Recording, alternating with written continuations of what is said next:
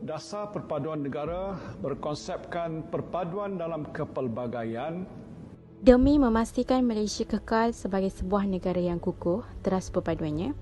Perdana Menteri Tan Sri Muhyiddin Yassin telah melancarkan Dasar Perpaduan Negara dan Rangka Tindakan Perpaduan Negara 2030 pada Februari 2021. Ia merupakan satu dokumen strategi jangka panjang dan usaha berterusan yang dirangka untuk menetapkan hala tuju perpaduan negara dalam memupuk, mengukuh serta memelihara perpaduan dalam kalangan rakyat Malaysia. Dasar ini akan berfungsi sebagai pemangkin bagi pencapaian Malaysia sebagai sebuah negara yang bersatu padu, harmoni dan makmur. Penggubalan dasar ini berlandaskan kepada perlembagaan persekutuan dan rukun negara. Dasar Perpaduan Negara adalah selaras dengan dasar-dasar utama negara seperti Wawasan Kemakmuran Bersama WKB 2030, Rancangan Malaysia 5 tahun dan dasar-dasar lain yang berkuat kuasa. Sebagai satu dasar, DPN mempunyai 3 objektif utama, iaitu mengukuhkan perpaduan dan integrasi nasional, berteraskan perlembagaan persekutuan dan rukun negara. Kedua ialah membentuk identiti nasional dengan semangat jati diri, patriotik, prihatin, toleransi, saling hormat, menghormati dan bertanggungjawab. Yang ketiga ialah melahirkan rakyat Malaysia yang menghargai dan mengamalkan perpaduan. Menggariskan 3 objektif utama, Dasar Perpaduan Negara yang berkonsepkan perpaduan dalam kepelbagaian itu menetapkan strategi jangka panjang dalam usaha berterusan untuk memupuk, mengukur dan memelihara perpaduan dalam kalangan rakyat.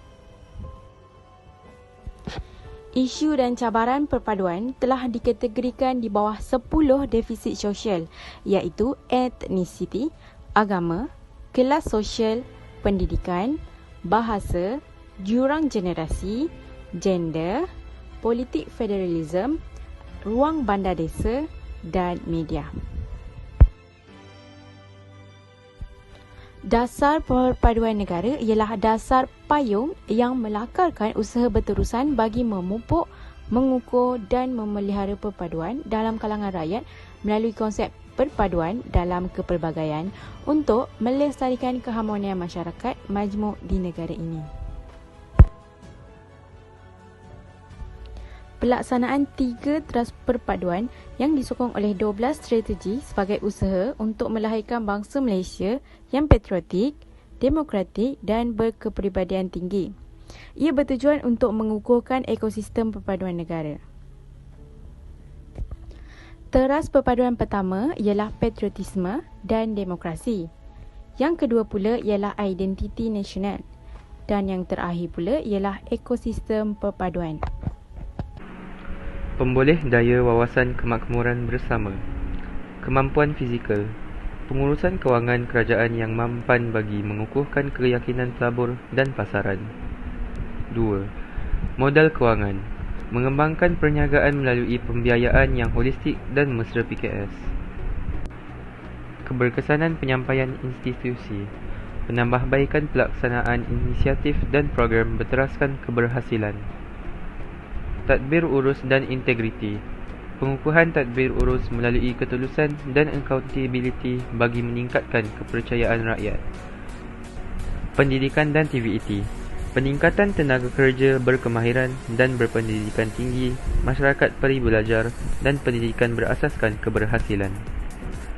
Data raya, penggubalan dasar berpandukan data dan fakta empirikal di bawah satu sistem data yang bersepadu dan berintegrasi. Kesimpulannya, sebagai sebuah negara yang memiliki keunikan, perpaduan ialah agenda utama agar kelangsungan pembangunan negara terjamin. Dasar Perpaduan Negara menggariskan teras perpaduan yang perlu difahami dan diamalkan. Menerusi dasar ini, semua pihak perlu memberikan kerjasama bagi memastikan strategi yang disusun dapat dilaksanakan dengan jayanya. Jadi, marilah bersama di atas satu nama kita pertahankan Malaysia.